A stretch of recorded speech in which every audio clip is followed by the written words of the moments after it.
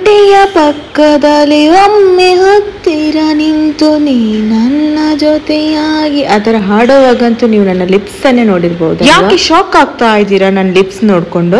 S, ಎಲ್ರಿಗೂ ಬರುವಂತ problem pigmentation. ಜಾಸ್ತಿಯಾಗಿ ಪಿಗ್ಮೆಂಟೇಶನ್ ರಿಂಕಲ್ಸ್ ಗೆ ಜಸ್ಟ್ ಮನೆ ಮಾಡಿ ನಾನ್ ಶೇರ್ ಮಾಡುವಂತ ಈ ಒಂದು home remedies weekly 2 times follow ಮಾಡಿದ್ರೆ ಸಾಕು, ಬೆಸ್ಟ್. ಸ್ವಲ್ಪ ಅರಿಶಿನ ಪೌಡರ್ ಅಂಡ್ ಸ್ವಲ್ಪ ಕಾಫಿ ಪೌಡರ್ ತಗೊಂಡಿದ್ದೀನಿ. ಇನ್ನು ಇದಕ್ಕೆ ನಾವು ಆಡ್ ಮಾಡ್ತಾ ಇರುವಂತದ್ದು ಕೊಕೊನೆಟ್ ಆಯಿಲ್ ಅಂದ್ರೆ ತೆಂಗಿನ ಎಣ್ಣೆಯನ್ನ ಆಡ್ ಮಾಡ್ತಾ ಇದ್ದೀನಿ. ಇನ್ನು ಇದನ್ನ ಚೆನ್ನಾಗಿ ಮಿಶ್ರಣ ಮಾಡಿ ಕೊಡ್ತಾ ಇದ್ದೀನಿ. ಕೊಕೊನೆಟ್ ಆಯಿಲ್ ಯೂಸ್ ಮಾಡೋದ್ರಿಂದ ನಮ್ಮ ಲಿಪ್ ಅಂತೂ ಸ್ಮೂತ್ ಆಗುತ್ತೆ, ಹಾಗೆ ರಿಂಕಲ್ಸ್ ಹೋಗಲಾಡಿಸೋಕೆ ಹೆಲ್ಪ್ ಮಾಡುತ್ತೆ. ಫ್ರೆಂಡ್ಸ್, ನಿಮ್ ತುಟಿಯಲ್ಲಿ ಪಿಗ್ಮೆಂಟೇಶನ್ ಆಗಿದ್ರೆ ಮಾತ್ರನೇ ಸ್ಕ್ರಬ್ ಮಾಡಿ, ತುಂಬಾ ಸ್ಲೋ ಅಲ್ಲಿ ಒಂದು 2 minutes ಸ್ಕ್ರಬ್ ಮಾಡಿ ಕೊಡಿ.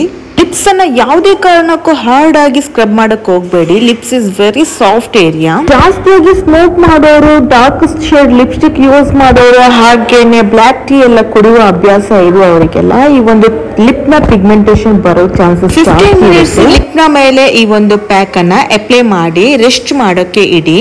ಆಫ್ಟರ್ ಒಂದು 15 minutes ಆದ ನಂತರ ಕಾಫಿ ಪೌಡರ್ ಅಂತೂ ಚೆನ್ನಾಗಿ ಮೆಲ್ಟ್ ಆಗುತ್ತೆ, ಒಂಥರ ಬ್ರೌನ್ ಕಲರ್ ಗೆ ಟರ್ನ್ ಆಗುತ್ತೆ ನಮ್ಮ ಈ ಒಂದು ಲಿಪ್ ನಲ್ಲಿರುವಂತ ಪ್ಯಾಕ್. ಎಲ್ರಿಗೂ ಕೂಡ ಯೂಸ್ ಮಾಡಬಹುದು, ಮೆನ್ ಅಂಡ್ ವುಮೆನ್. ಯಾವುದೇ ರೀತಿಯ ಏಜ್ ಲಿಮಿಟ್ ಇರೋದಿಲ್ಲ. 15 minutes ಆಯ್ತು, ಇವಾಗ ಇದನ್ನ ವೈಪ್ ಮಾಡಿ ತೆಗ್ದಿದ್ದೀನಿ. ಡ್ರೈ ಲಿಪ್ಸ್ ಇದ್ರೆ ರೆಗ್ಯುಲರ್ ಆಗಿ ಲಿಪ್ ಬಾಮ್ ಅನ್ನ ರಾತ್ರಿ ಮಲಗುವಾಗ ಅಪ್ಲೈ ಮಾಡಿ. ಇವಾಗ ನಮ್ಮ ಲಿಪ್ ಕೇರ್ ಅಂತೂ ಮುಗೀತು. Now start the music.